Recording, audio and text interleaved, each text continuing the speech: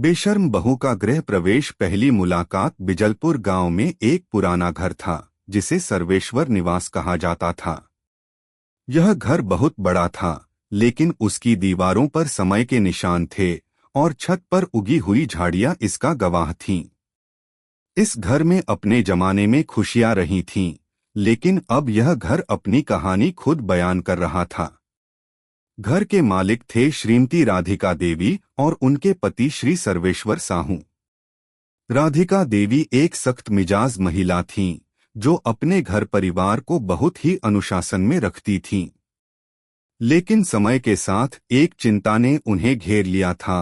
उनकी एकमात्र संतान विवेक, जिसकी उम्र अब 32 वर्ष हो चुकी थी, अभी तक अविवाहित था।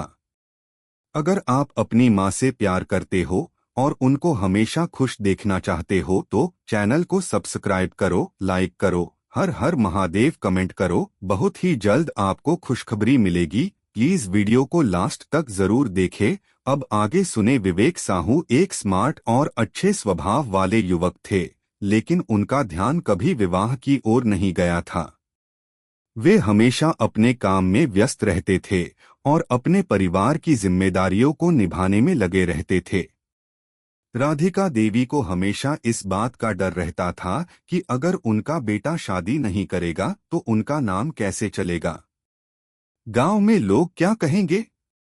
फिर एक दिन गांव में एक लड़की आई जो शहर से आई थी और बड़ी ही हसीन, बोल्ड और बेइज्जत सी थी। उसका नाम था शालिनी। शालिनी को देखकर हर किसी का ध्यान उसकी तरफ खींचा जाता था। वह किसी के साथ ज्यादा घुल-मिलती नहीं थी, लेकिन अपने व्यवहार से सभी को अपना बनाने की कला जानती थी। राधिका देवी ने अपने बेटे विवेक से उसकी मुलाकात करवाने की योजना बनाई। शालिनी का प्रभाव। विवेक जब पहली बार शालिनी से मिला तो उसकी आंखों में एक अद्भुत चमक थी। शालिनी ने विवेक से कहा, क्या आप भी वही विवेक साहू हैं जिनके बारे में सभी कहते हैं कि वे बहुत बुद्धिमान और समझदार हैं। विवेक शर्मा गया, लेकिन उसने भी उसे अपनी बहुमूल्य सच्चाई का एहसास करवा दिया। वे दोनों बातचीत करने लगे, लेकिन शालिनी की अदाकारी ने विवेक को पूरी तरह से आकर्षित किया। शालिनी की बेशर्मी और आत्मविश्वास ने विवेक को चौंका दिया। वह कभी अपने घर में ऐसी कोई महिला नहीं देखी थी। शालिनी के बेतकल्लुफ तरीके और खुले विचारों ने विवेक के मन में एक अजीब सा ख्याल पैदा किया। समय के साथ विवेक और शालिनी के बीच बातचीत बढ़ने लगी। विवेक को शालिनी की ताजगी और नयापन बहुत अच्छा लगता था, जबकि राधिका देवी को शालिनी का यह बेशर्म रवैया बहुत खटकने लगा।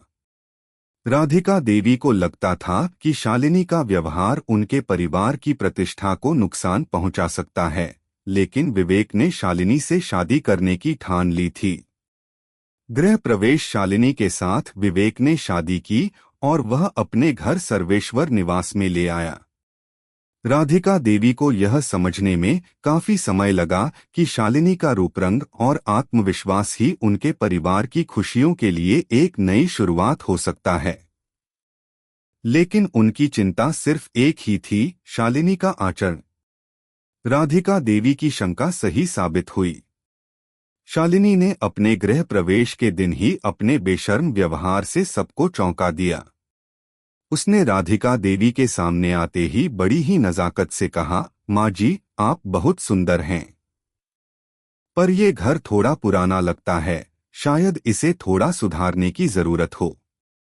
राधिका देवी का चेहरा उतर गया, लेकिन शालिनी ने बड़ी सहजता से कहा, माँ जी, आजकल के समय में घरों का भी एक नया रूप होना चाहिए। जैसे हम बदलाव की ओर बढ़ रहे हैं, वैसे ही यह घर भी आधुनिक हो सकता है। शालिनी की बातों में कोई झिझक नहीं थी, यह सब बहुत ही बेशर्मी से कह रही थी। शालिनी ने घर में आते ही अपनी पसंदीदा वस्तुएं मंगवाना शुरू किया। महंगे फूलों की माला, फैशनेबल सजावट और चमचमाती लाइट्स। वह किसी भी बात को लेकर अपनी राय देने से कभी नहीं हिचकिचाती।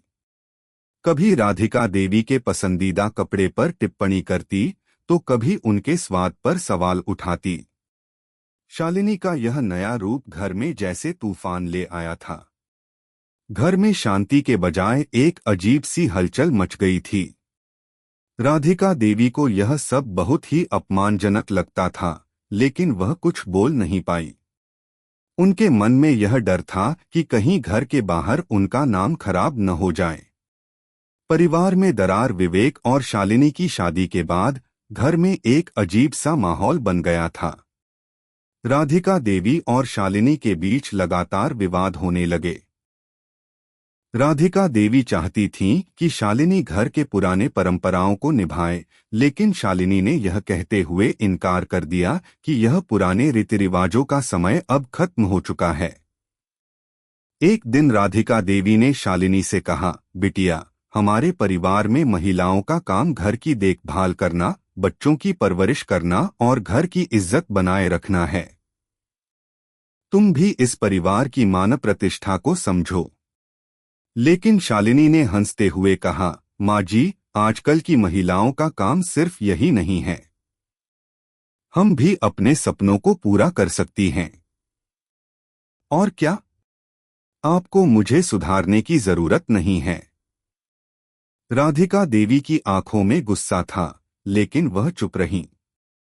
उनके दिल में एक घुटन थी जो दिन ब दिन बढ़ती जा रही थी। एक नया मोड़ समय के साथ राधिका देवी ने महसूस किया कि शालिनी का बेशर्मी से आचरण वास्तव में उनके परिवार में एक नया बदलाव लेकर आया था। शालिनी ने घर को एक नया रूप दिया और धीरे धीरे सभी ने यह समझा कि पुराने ढंग से जीने की बजाय नए विचारों और दृष्टिकोण को अपनाना कितना जरूरी है। शालिनी ने एक सामाजिक संगठन भी शुरू किया जो महिलाओं के अधिकारों के लिए काम करता था।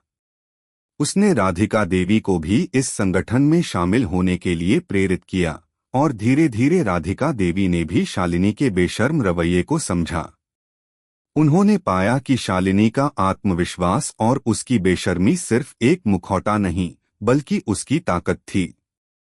आज सर्वेश्वर निवास न केवल एक घर था, बल्कि एक परिवार का प्रतीक बन गया था, जहां हर किसी को अपने तरीके से जीने का हक था।